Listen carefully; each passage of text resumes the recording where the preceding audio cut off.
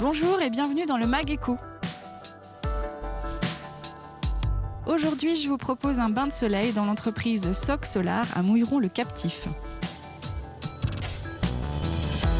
Créé en 2012, ce cabinet d'ingénierie et de conseil analyse et accompagne ses clients dans l'installation de panneaux photovoltaïques. Véritable expert en la matière, cette entreprise de 9 personnes étudie ainsi chaque année la faisabilité de 150 projets. Avec 752 000 € de chiffre d'affaires en 2019 et une belle progression, SOC Solar se porte bien. Je retrouve tout de suite Clément Brossard, son gérant. Clément Brossard, bonjour. Bonjour Catel. Bien, merci de nous accueillir dans votre entreprise. Donc, on est à Mouilleron-le-Captif, à SOC Solar. Alors, un nom qui nous évoque quand même quelque chose, une activité en particulier. Mais est-ce que vous pouvez nous préciser votre cœur de métier ? Voilà, donc nous, on est cabinet d'ingénierie et de conseil spécialisé en énergie solaire. D'accord. Donc, quel service vous proposez et à qui en particulier ? Alors en fait, on a deux types, on va dire, de clientèle. On va avoir les collectivités, les entreprises qu'on assiste et qu'on accompagne dans la solarisation de leur patrimoine. Donc de toutes les étapes, de la planification, les études, la maîtrise d'œuvre et le suivi d'exploitation. Et puis on a une autre clientèle qui est vraiment plus de spécialistes du solaire, qui sont des opérateurs, des investisseurs et des exploitants de centrales photovoltaïques. Donc on va retrouver par exemple beaucoup de parcs au sol. Et donc là, on propose des études qui leur permettent de développer les parcs au sol. Et on fait aussi également la maîtrise d'œuvre, la sélection des entreprises, le suivi de travaux. Voilà. D'accord. Alors, quel est l'atout du photovoltaïque en général ? C'est pas seulement un atout éco-responsable, j'ai envie de dire, responsable qui respecte l'environnement, mais c'est un atout économique en particulier. C'est ça qui motive en premier lieu ? Aujourd'hui, l'énergie solaire et donc particulièrement photovoltaïque, on est vraiment sur les trois piliers du développement durable, c'est-à-dire le pilier effectivement environnement, avec une énergie verte, renouvelable et à bas carbone. Ouais. On a un pilier économique, puisque aujourd'hui les prix ont vraiment une tendance à vraiment chuter. On a les technologies qui s'améliorent aussi, etc. Et donc tout ça, ça fait vraiment descendre le prix du kilowattheure solaire, de l'énergie solaire sur sa durée de vie. Et donc ça la rend très attractive pour les entreprises, les collectivités. Et puis après on a le pilier effectivement qui est un petit peu moins visible, mais qui est le pilier social, parce qu'aujourd'hui on a l'énergie solaire, c'est une énergie qui est décentralisée par excellence. Et donc par le même biais on va décentraliser les emplois, on va pouvoir créer énormément de services d'emploi autour du monde rural, etc., qui sont là où sont en fait les centrales photovoltaïques aujourd'hui, quoi. Donc, c'est-à-dire qu'aujourd'hui, quand on construit un bâtiment, on a davantage le réflexe d'installer du photovoltaïque qu'auparavant. On peut parler de réflexe ou pas ? Ça devient de plus en plus un réflexe. Alors nous, on y travaille puisqu'on est en contact quotidien avec les maîtres d'ouvrage, en fait, Ouais. les gens qui construisent les bâtiments, que ce soit les maîtres d'ouvrage ou les architectes et les maîtres d'œuvre et tous les prestataires qui y a autour de la construction. Et effectivement, nous et toutes les organisations du solaire, on participe vraiment à faire ce lobbying et ce travail de fond pour faire en sorte que les bâtiments, d'ailleurs, qui sortent de terre aujourd'hui, soient solarisables et qu'en fait les toitures et les parkings aussi, parce qu'il y a un enjeu autour des parkings qui sont des surfaces qui sont déjà artificialisées. Et donc on vient vraiment pousser derrière ce marché-là pour qu'on puisse avoir un terrain de jeu entre guillemets pour le solaire de demain, quoi. Alors justement, où est-ce qu'on peut installer du panneau photovoltaïque au sol ? On vient d'en parler, sur les toits, mais il y a des limites au niveau de l'installation. Ça peut être, je sais pas, de manière verticale sur un bâtiment ou... Il y a pas vraiment de limite, et pareil là, les technologies elles évoluent vraiment. On a des poses un petit peu architecturales, des façades solaires. Ouais. Alors là, du coup, c'est un travail d'ailleurs d'équipe entre des architectes qui sont vraiment spécialistes de l'enveloppe du bâtiment et de l'esthétisme des bâtiments. Et nous, par exemple, qui sommes plutôt des techniciens du solaire photovoltaïque et qui connaissons bien les contraintes et les enjeux. Oui, votre enjeu, c'est de bien les conseiller, savoir qu'est-ce qui va mieux leur convenir. C'est-à-dire qu'à la fin, il faut quand même que ça fonctionne bien, que ça produise et qu'il n'y ait pas de soucis, de fiabilité, etc.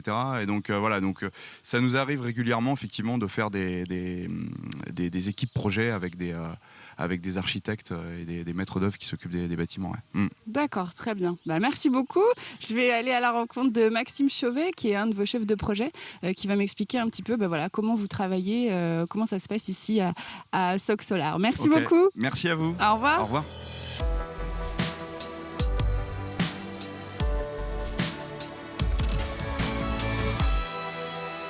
Maxime Chauvet, bonjour. Bonjour. Donc, vous êtes chef de projet chez Soc Solar ici. Est-ce que vous pouvez nous expliquer de manière simple comment se découpe un petit peu le travail ici à partir du moment où voilà, vous avez un projet à mener? Alors, les premiers projets qui peuvent intervenir sur des entreprises ou des collectivités Ouais. qui ont un patrimoine multisite, c'est de faire un premier scan de leur patrimoine Mhm. qui permet ainsi de retenir les bâtiments les plus opportuns pour réaliser des installations photovoltaïques. Donc, quand on parle de patrimoine, c'est les bâtiments en gros. Hein, voilà. Les Quel bâtiments, bâtiment on peut solariser? Exactement, les bâtiments, les parkings ou au Oui, sol bien sûr. également. Et de déterminer en fait les zones les plus facilement solarisables en tous les cas. Ok. Donc là, vous êtes combien à travailler sur cette partie-là? Tout le monde fait à peu près la même chose ici? Non, tout le monde ne fait pas la même chose. Sur cette partie-là, on est 4 à travailler sur cette première étape. Ensuite, on est c'est les chefs de projet photovoltaïques et les ingénieurs d'études qui peuvent réaliser cette première étape. Ensuite, on peut basculer sur les études de faisabilité photovoltaïque propres à chaque site. Donc une faisabilité technique ou économique, les deux? Faisabilité technique et économique, D'accord. qui sont en fait, on dimensionne la centrale de la manière la plus optimale possible d'un point de vue économique, et ça permet d'être une véritable aide à la décision pour les propriétaires. D'accord. Et ça représente une période de temps assez longue, cette partie d'étude de projet, pour une collectivité qui va vous demander un projet assez urgent? Est-ce que ça vous prend beaucoup de temps? Ça nous prend environ 4 à 5 semaines, suivant la taille du site. Mhm. Et suivant les délais de réponse, parce qu'on a besoin de pas mal de données d'entrée pour réaliser une étude la plus précise possible. Ok, alors une fois qu'on a fait cette étude de faisabilité, le client a accepté, comment ça se passe après? Derrière, on part en mission de maîtrise d'œuvre. Comme tout projet, je dirais, on part dans un premier temps ça peut être les démarches administratives, comme les autorisations d'urbanisme. Derrière, on part en consultation des entreprises, on analyse les offres et on accompagne le client jusqu'au choix du prestataire. Mhm. Et ensuite, on suit les travaux pour avoir une réalisation en bonne et due forme et suivant un critère économique à respecter. Oui, parce qu'on n'en a pas parlé tout à l'heure, mais vous êtes complètement indépendant par rapport au choix du fabricant, etc. Voilà, vous étudiez un petit peu toutes les propositions, toutes les offres qu'on vous fait. Tout Pour à fait, votre client. on est totalement indépendant vis-à-vis de tout installateur ou de toute marque de produits. Et vous travaillez sur quelle zone géographique la France? Les fois que vous travaillez aussi à l'étranger, beaucoup? Ça représente une grosse partie de votre activité, l'étranger? Ça représente 15% à peu près de notre chiffre d'affaires. Donc on travaille sur l'électrification rurale, en particulier en Afrique, notamment. D'accord. Ok. Et avec les collectivités ou les entreprises, on ne peut pas citer de nom en particulier, mais est-ce que, je sais pas, il y a des gros clients que vous suivez depuis des années parce que ça se passe bien, des grosses entreprises qui aiment votre expertise? Alors, on suit en particulier une enseigne de grande distribution pour qui on travaille à toutes les étapes d'un projet photovoltaïque, et on les accompagne également dans tous les choix, je dirais, stratégiques liés au photovoltaïque. D'accord, merci beaucoup Maxime. Je vais aller rejoindre maintenant Florian Eliva, qui est chef de projet R&D chez vous et qui va me parler un petit peu de son métier et de son quotidien. Merci beaucoup, au revoir. Au revoir.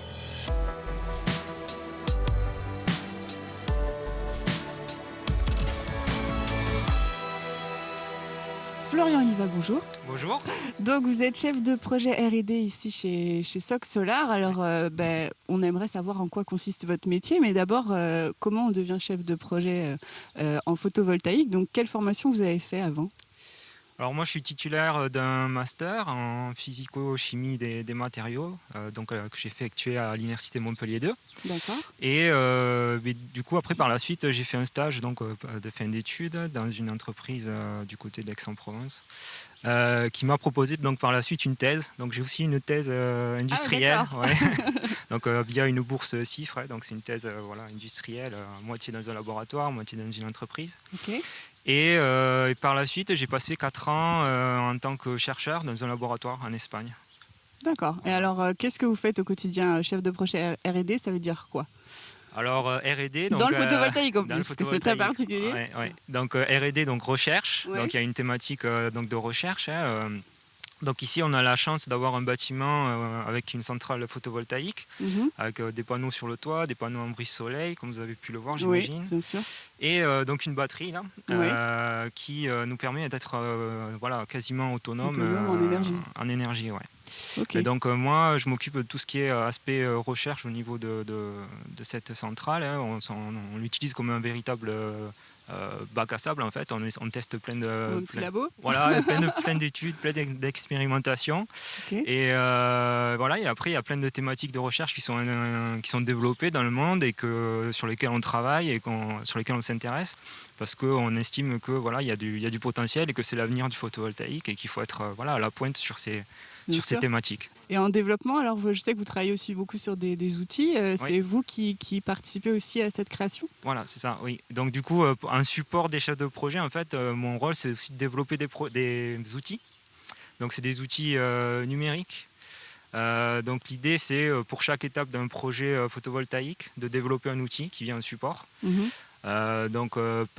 Particulièrement sur l'étape d'étude de faisabilité. Oui, l'analyse du projet. Voilà, c'est ça. C'est ce que parlait Maxime. Dans, on va dire, la recherche d'un optimum technico-économique. Il y a beaucoup de paramètres à prendre en compte, beaucoup d'analyses derrière, d'analyse des flux énergétiques, des flux économiques, qui sont importants d'avoir et d'étudier au maximum. Et donc moi je développe des outils pour calculer en fait ces optimums le plus facilement et le plus rapidement possible. Donc ça finalement ça peut être une étude qui évolue constamment, j'ai envie de dire, parce que les matériaux évoluent. Donc vous créez un support numérique sur lequel vous allez travailler au fil du temps et apporter davantage de compétences, c'est ça ? C'est ça, tout à fait, puisque le photovoltaïque ça évolue au fur et à mesure. C'est une thématique qui évolue rapidement. Donc il faut se mettre à jour très vite. Il faut prendre en compte plusieurs moyens de valorisation de l'énergie, plusieurs typologies d'installation. Donc c'est quelque chose qui évolue et il faut développer au fur et à mesure. D'accord, merci beaucoup Florian. On en sait un petit peu plus sur en quoi consiste ce métier, votre métier. Donc merci beaucoup de nous avoir expliqué tout ça. Je vous en prie. Au revoir. Au revoir.